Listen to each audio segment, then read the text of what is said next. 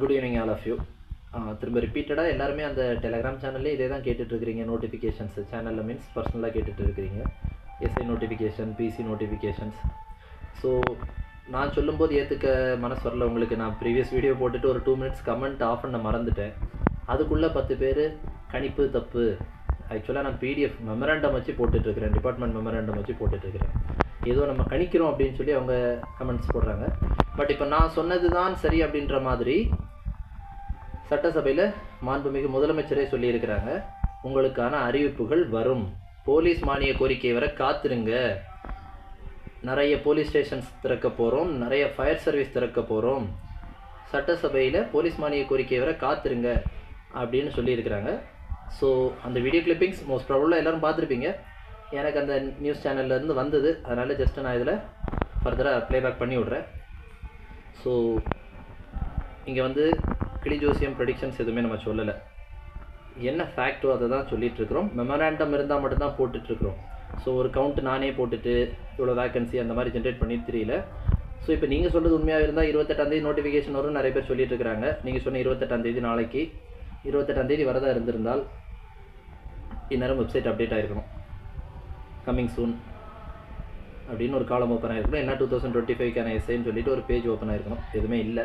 So இருந்தாலும் just கவர்மெண்ட்டை trust பண்ணுங்கள். கவர்மெண்ட் என்ன சொல்கிறாங்களோ அதுதான் நடக்க போகுது. ஏன்னா போலீஸ் வந்து முதலமைச்சர் அவர்களுடைய கீழே இருக்கக்கூடிய ஒரு துறை.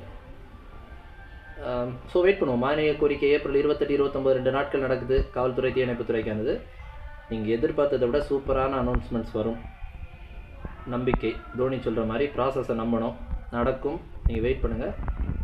நீங்கள் படிச்சுக்கிட்டே இருங்க. உங்களுக்கான வேக்கன்சி வருது வரல, நோட்டிஃபிகேஷன் கண்டிப்பாக வரும்னா வரும். சட்டசபைக்கு அப்புறம் வரும். நீங்கள் படிக்கிறத படிச்சுக்கிட்டே இருங்க. All the best. Video clipping என்ன சொல்லுதுன்னு பார்ப்போம்.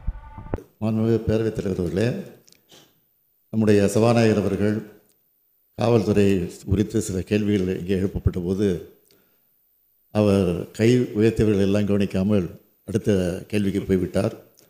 நான் அவரிடத்தில் எடுத்து சொல்லி அவருடைய அனுமதி பெற்று ஒரு விளக்கத்தை மாத்திரம் உங்களுக்கு தெரிவிக்க விரும்புகிறேன்.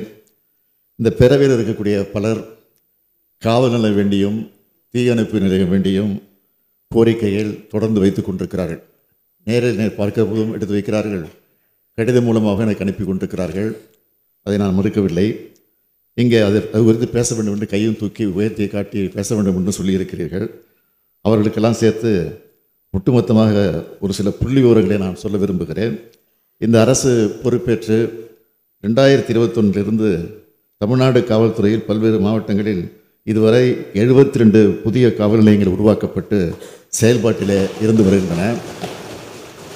23 தீயணைப்பு மற்றும் மீட்பு பணிகள் நிலையங்கள் அறிவிக்கப்பட்டு அந்த 23 நிலையங்களும் திறந்து வைக்கப்பட்டு தற்போது செயல்பாட்டுக்கு வந்திருக்கிறது என்பதை நான் தெரிவித்துக் கொள்கிறேன்.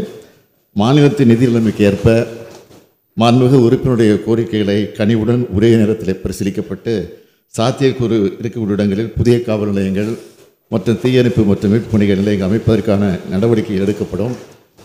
எனவே காவல்துறை மானிய கோரிக்கை இந்த அவையிலே தாக்கல் செய்யப்படுகிற நேரத்தில் நிச்சயமாக நீங்கள் திருப்தி அடையக்கூடிய வகையில் சில அறிவிப்புகளும் வரும் என்பதையும் நான் உறுதியோடு தெரிவித்து அமைகிறேன்.